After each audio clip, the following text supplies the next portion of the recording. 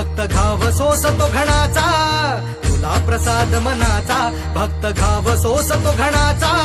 राही उपाशी घरी तरीही करतो तुझी वारी, राही उपाशी घरी विठ्ठला रीत तुझी न्यारी.